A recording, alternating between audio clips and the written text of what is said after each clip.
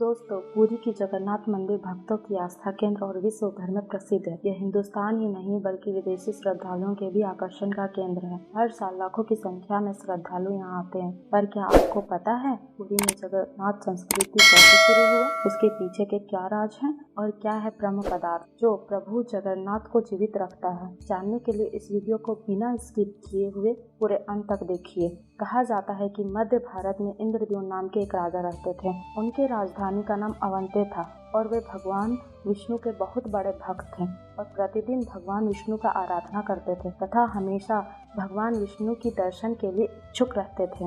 एक दिन रात में उनके सपने में भगवान विष्णु आए और उन्होंने एक आदेश दिया कि वे पुरी जाएं और लकड़ी का एक टुकड़ा जो कि पानी में तैर रहा होगा उसे बाहर निकाले।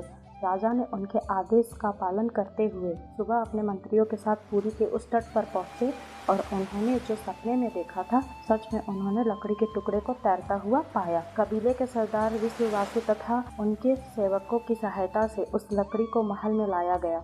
राजा ने अपने महामंत्री को आदेश दिया कि वह एक बेहतरीन कारीगर लाए जो कि नीरव माधव की एक सुंदर सी छवि तराश पाए, किंतु कोई भी बड़े प्रभु नीरव माधव की छवि तराश नहीं पाया। तब जाकर देवताओं के शिल्पकार श्री विश्वकर्मा एक बूढ़े पढ़े के रूप में राजा के पास आए और उन्होंने राजा को भरोसा दिलाया कि वह मूर्ति निर्माण कर सकते हैं, किंतु कुछ शर्त पर कि वह प्रभु विष्णु की मूर्ति को 21 दिन में अकेले ही बनाएंगे और कोई भी उनके कार्य में बाधा न डाले। राजा ने उनकी सभी शर्तें मान ली। श्री विश्वकर्मा ने एक बंद कमरे में भगवान विष्णु की छवि बनाना प्रारंभ किया। लोगों को प्रतिदिन उस कमरे से सिर्फ औजारों की आवाज़ें सुनाई पड़ती थी। इसी तरह 15 दिन बीत गया। 15 दिन बाद राजा को उस कमरे से कोई भी आवाज़ सुनाई नहीं दिया तो वह घबरा गए और उन्होंने सोचा कि बूढ़ा कारीगर कहीं भूखे प्यासे मर तो नहीं गया।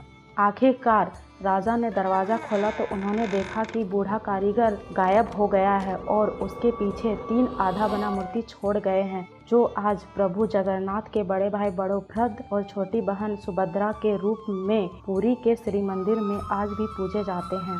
आपने देखा होगा भगवान जगन्नाथ के हाथ पैर आधे प्रतीत होते हैं, जिसका कारण यही बताया जाता है। कहते हैं कि द्वापर युग में श्री कृष्ण की लीला एक शबर के हाथों समाप्त हुई थी। तब शबर ने उनका अंतिम संस्कार किया था, लेकिन उस वक्त श्री कृष्ण का हृदय अथवा दिल आग में जला नहीं था, जिस वजह से शबर ने उस हृदय को लकड़ी के एक गुच्छे में बांधकर समुद्र में प्रवाहित कर दिया था, जो कि समुद्र में बहते बहते पुरी के समुद्र तट तक पहुंचा और जहां से राजा इंद्रद्युम्न ने प्रभु जगन्नाथ की मूर्ति निर्माण कर पाए थे। दोस्तों, क्या आपको पता है प्रभु जगन्नाथ को भी बुखार होता है, कभी कभी ठीक हो जाते हैं और कभी कभी नहीं। उनका पुनः जन्म भी होता है जो कभी 8 साल या 12 साल में एक बार होता है। इन दिनों उड़ीसा सरकार पुरी में अंधकार का ऐलान करते हैं और मुख्य पुजारी अपने आंखों तथा हाथों में लाल कपड़ा बांधकर प्रभु को हृदय यानी ब्रह्म पदार्थ निकालकर नई मूर्ति में लगा देते हैं।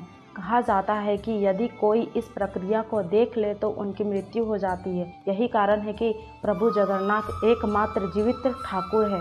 वही है जो भक्तों की पुकार को सुनते हैं। ब्रह्म पदार्थ को लेकर अनेकों सवाल उठते हैं।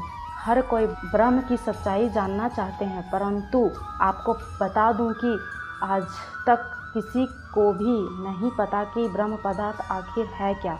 कुछ लोगों के अनुसार यह एक श्री कृष्ण के अवशेष है और कुछ लोगों के अनुसार यह तांत्रिक शक्ति है। कुछ लोगों के अनुसार यह एक दुर्बल पदार्थ है। यह थी प्रभु जगन्नाथ की मूर्ति निर्माण की कहानी।